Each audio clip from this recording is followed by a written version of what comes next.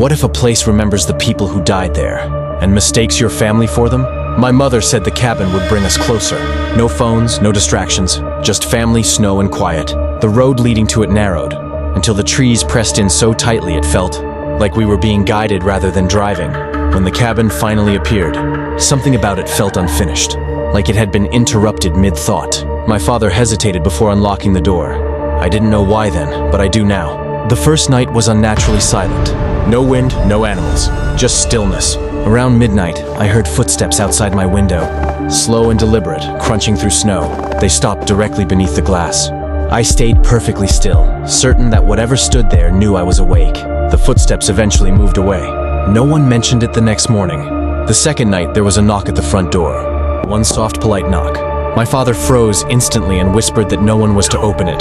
The knock didn't repeat, but for a long time afterward, we could hear breathing on the other side of the door, steady and patient.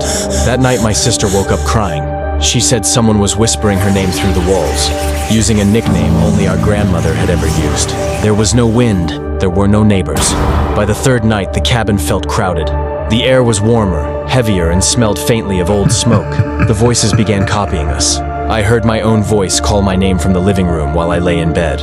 My mother heard my father speaking softly in the kitchen while he slept beside her. The voices never shouted, they whispered, like they were practicing. Above the fireplace, I noticed names carved into the wooden beam. Our names, some scratched out, some written twice. The final night, the power died without warning. The cabin went completely dark. Then the knocking started again, this time from inside the walls, moving slowly from room to room. My father gathered us together and whispered, "This place remembers families." Then a voice spoke from the center of the room, calm and familiar. It said, "You brought us back."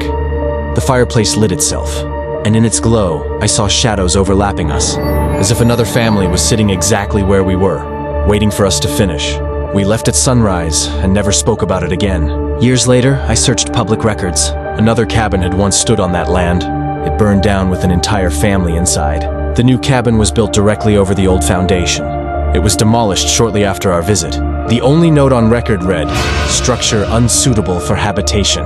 Sometimes, I wonder if the cabin was destroyed to keep something inside, or to make sure it never followed us home.